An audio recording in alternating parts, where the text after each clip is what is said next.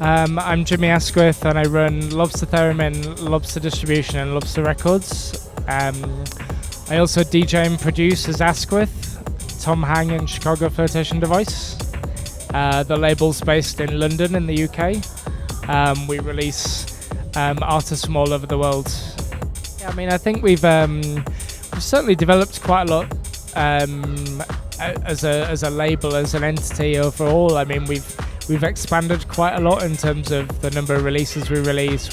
There's a distribution now, there's a shop. The team went from just being me and me having a job, another job that I do, to this being my full-time job, and there's another 10 people at Lobster. It's it's like a proper family. It's really nice. That's probably one of the most really exciting bits about it, to be honest, is just getting to work with so many amazing people, and like the team we have is really incredible.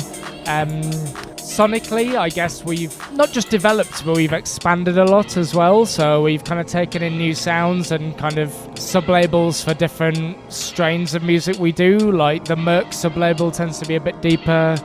Distant Hawaii tends to be a bit more like, very housey, a bit more like tropical in places, or Balearic, I guess. And then you've got Lobster Black, which is just like heavy techno. Lobster White is, I guess, is a bit of a concept in itself. It started off a lot more housey, and then it's kind of become this sort of strange guessing game of what might come next. And then Lobster Sleep Sequence for all the ambient stuff, which is like one of my very favourite series to curate. I really truly love the records that I put out on that label.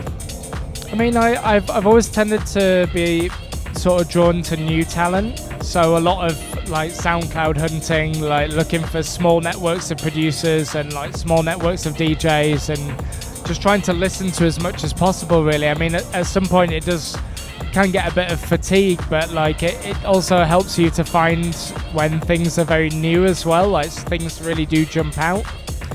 I've often found that sometimes I'm quite good at looking at things that I've been sent and kind of almost homing in on the thing that I like, just through like the name of something or through the way it looks. I mean, when I signed Ozzy B, he basically had sent me just a playlist of 4 tracks with like an image, and like it was in the SoundCloud inbox, and I was just like, oh, that name's really intriguing, I wonder what that is. And then the tracks were literally, I just heard the 4 tracks and were like, that's the EP.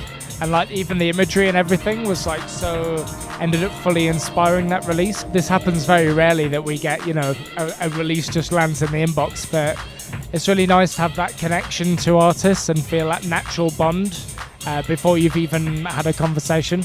I mean, there's a lot of interesting UK stuff coming out, especially out of time dance, like Batu and Ploy and Giant Swan. Some other really interesting producers like Machine Woman, I really love her stuff.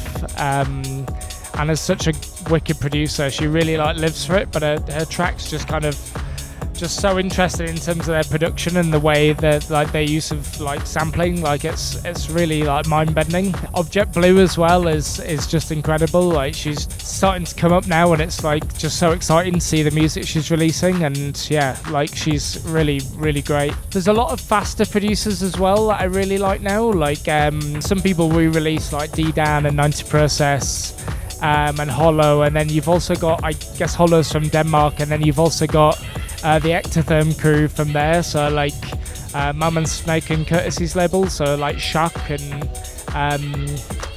Ebon and Runebag, are all so talented, and Repro as well. I guess that really pacey and slightly more ravey kind of sound is it's just nice to be playing faster tempos and kind of be really picking things up a bit more, with a bit more grit to it as well.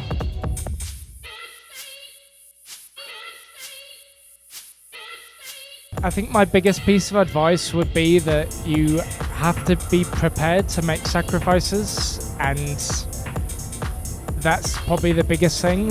It's not immediately obvious. Sometimes it's sacrificing the time you spend doing things. Sometimes it's sacrificing sleep or chip away at other things in your life sometimes to make it happen. That shouldn't necessarily be the case, but it often is. Like, you know, you're often balancing like many different things at once, jobs and everything else. But like, I'd say get the energy levels up and get used to doing a lot. Be organized for yourself, like make a plan, set some goals, like try and achieve those, and just don't perceive there to be any barriers.